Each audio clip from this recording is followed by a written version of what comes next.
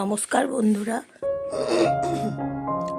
কাঁকরোল, এই যে দেখুন কাঁকরোলগুলো নিয়েছি একটা পাত্রে। দেখুন এই কাঁকরোল দিয়ে এবং রুই মাছ দিয়ে রান্না করব আজকে।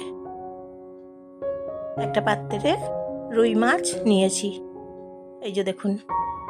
তাহলে কাঁকরোলগুলো জল দিয়ে প্রথমে ধুয়ে পরিষ্কার করে নিয়েছি, তারপরে কেটে নিয়েছি।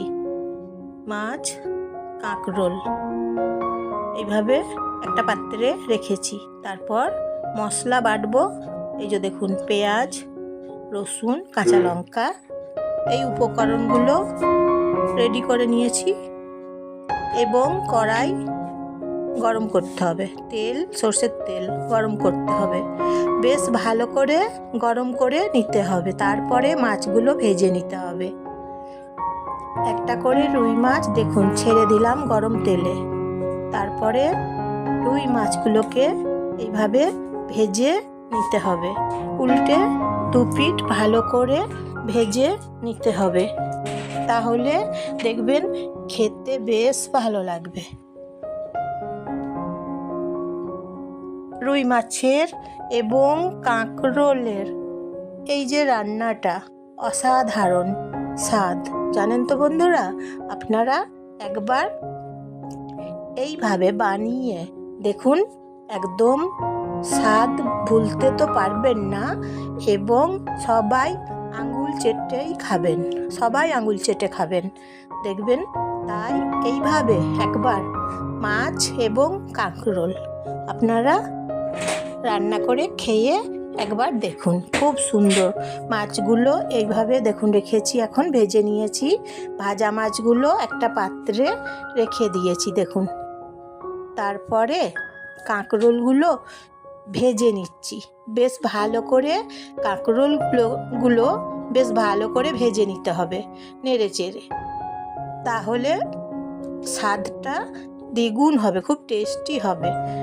তাই কাঁকরোলগুলো এইভাবে ভেজে নিচ্ছি এখন। নমস্কার নেবেন, আমি জয়া, আপনারা জয়ার রান্নাঘর থেকে সবাই নমস্কার নেবেন বন্ধুরা, সবাই শুভেচ্ছা নেবেন।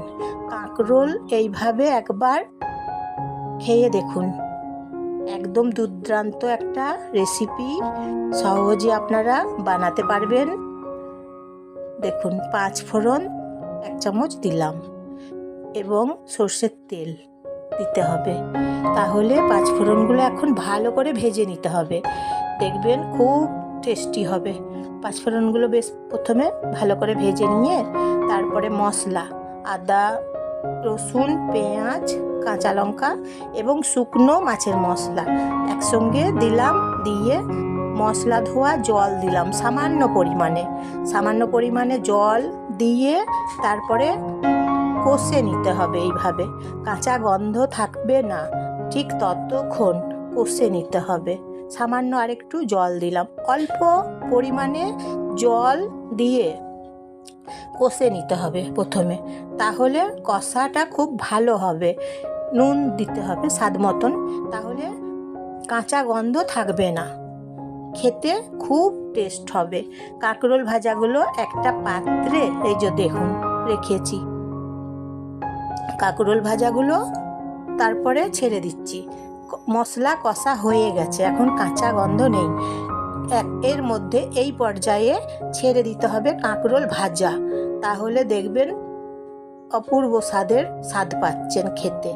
এইভাবে কাঁকরোলগুলোকে কষা মশলার সঙ্গে কষে নিতে হবে। তারপরে ভাজা মাছগুলো ছেড়ে দিতে হবে। এই যে দেখুন এইভাবে রুই মাছ ভাজাগুলো এইভাবে ছেড়ে দিয়ে তারপরে জল দিতে হবে। যতক্ষণ ফুটবে ঠিক ততটা পরিমাণে জল দিতে হবে। যদি বেশি ঝোল খান বেশি জল দেবেন, আর যদি কম ঝোল খান কম জল দেবেন। এদিকে তো ভাজা হয়ে আছে মাছগুলো এবং কাঁকরোলগুলো, তাই পরিমাণ মতন জল দেবেন। তারপর ঢাকনা দিতে হবে। এখন ঢাকনা দিচ্ছি, তাহলে একটা লাইক করে দেবেন, একটা সাবস্ক্রাইব করে দেবেন বন্ধুরা। এখন দেখছি ঢাকনা খুলে দেখুন, কিছুক্ষণ ফুটতে দিয়েছিলাম, এখন একদম রান্নাটা হয়ে গেছে পুরোপুরি। দেখুন এইভাবে রুই মাছ ভাজা এবং কাঁকরোল ভাজা দিয়ে এই রেসিপি বানিয়ে খেয়ে দেখুন, তারপর বলুন কি সুন্দর খেতে হয়েছে। আঙুল চেটে আপনারা খাবেন সবাই, দেখবেন এই যে দেখুন হয়ে গেছে। তাহলে কমেন্ট করে বলবেন কেমন হয়েছে আজকের রেসিপি, এবং আপনাদের প্রিয়জনদের সবাইকে শেয়ার করে দেবেন বন্ধুরা। এইভাবে দেখুন, একবার বানিয়ে খান, তাহলে আজকের মতো